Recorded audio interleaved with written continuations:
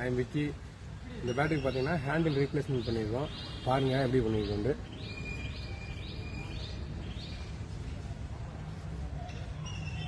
இதோட மேக்கிங் வீடியோவும் அப்டேட் பண்ணுறேன். உங்கள் ஃப்ரெண்ட்ஸுக்கு ஷேர் பண்ணுங்கள். தேங்க்யூ.